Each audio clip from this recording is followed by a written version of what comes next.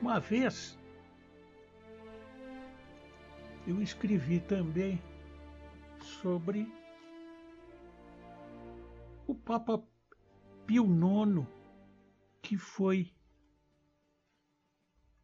de certa maneira, amigo de Dom Bosco. Então nós temos nessa história, que ninguém conta, porque é a história do complô, né? Na história do complô, nós temos essa coisa curiosa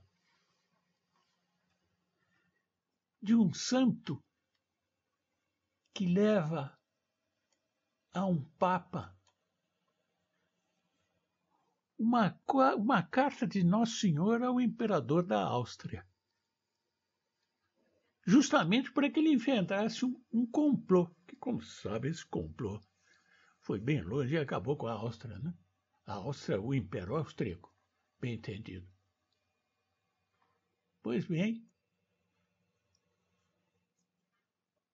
se o imperador tivesse ouvido essa carta é de 1875, e foi, aliás, é de 73, 1873, essa carta, segundo consta, que essas são coisas que realmente não vamos querer encontrar isso no Denzinger, não é? Essa carta foi enviada, consta que foi enviada pelo Papa Pio IX ao imperador. E havia conselhos nela de Nosso Senhor transmitida a Dom Bosco. Vejam bem. Naturalmente há quem despreze essa história, todas essas questões, justamente dando o nome de teoria do complô. E a esse propósito, então,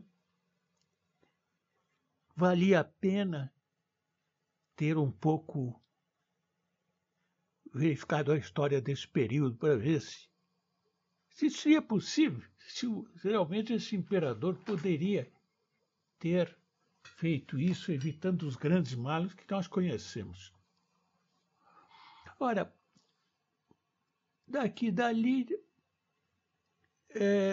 e antes disso, porque a história não é que se faz num dia, nós tem sempre o que precede os grandes acontecimentos. Havia ali, eu entrei então pela história de uma dos personagens mais interessantes da história europeia daquela época, que era a imperatriz Eugênia de Montijo. Era a mulher de Napoleão III. Essa mulher era espanhola, que teve uma formação de primeira ordem. Naturalmente, ela teve também ela passou de uma instrução tradicional para uma instrução progressista. Teve até Stendhal com o seu professor, imagine, Próspero de Mérimée, figuras desse tipo. Bom, na verdade, nas biografias dela não se encontra bem isso, mas ela tinha simpatias também por esses movimentos de nacionalistas, de independentes, que tinham raiz maçônica, a Nova Itália, a Nova Suíça, enfim. E na Itália eram os Carbonaros. Ora, Napoleão III era um Carbonaro.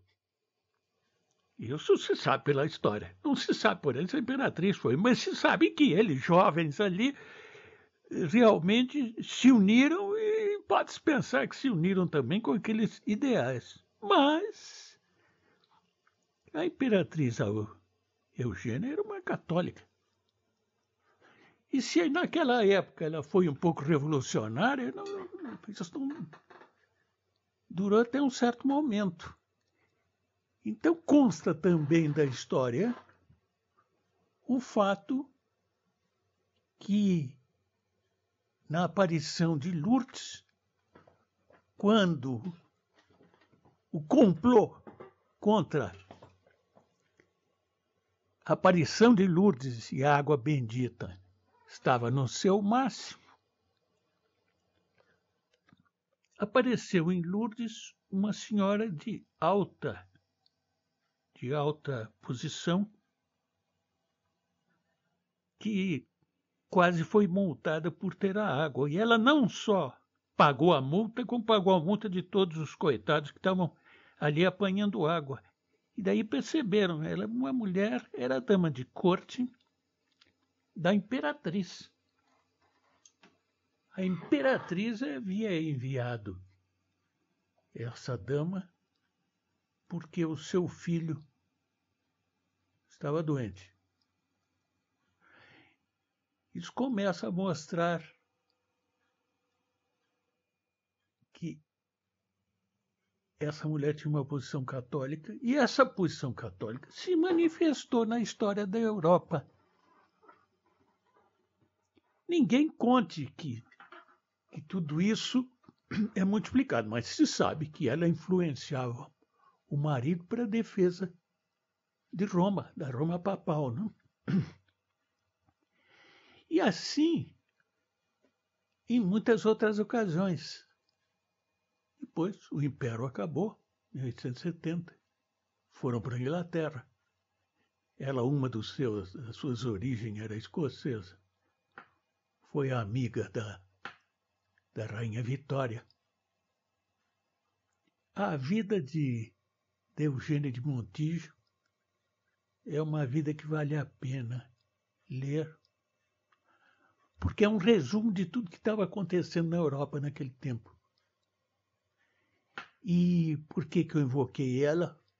Porque houve um momento, realmente, em que teria sido possível fazer essa aliança católica na Europa. Foi no momento, isso num livro eu escrevi, não é? Na França, por exemplo, o presidente, que era o Marechal Macron, já tinha, mas já tinha tentado isso, mas a maçonaria era a dona do terreno, né? Teria sido possível uma aliança se a Áustria tivesse realmente tomado uma posição. Mas também na história da Áustria, olha ali a história do complô, basta ver a família do próprio imperador Francisco José, né? Basta ver ali aquele filho do grande escândalo de Mayerling, que não sabe se ele suicidou ou matou a amante, o que houve. Depois, então, a própria Ceci, não é, a famosa imperatriz, que também era bastante liberal. Ali, naturalmente, o herdeiro, que era o católico de verdade, Francisco Ferdinando, esse foi mesmo liquidado, e se sabe que era pela maçonaria. Olha a história do complô em cheio. E tudo isso se procura ignorar, não é? Até, de certa maneira, põe em ridículo quem lembra a história do complô, que é a história fundamental do ser humano. E arrastar Fátima nesse sentido. Fátima seria uma parte dessa história do complô, desse pessoal exaltado, não é? que segue as profecias de desgraça. Quem estudar Fátima tem que ver que há duas posições.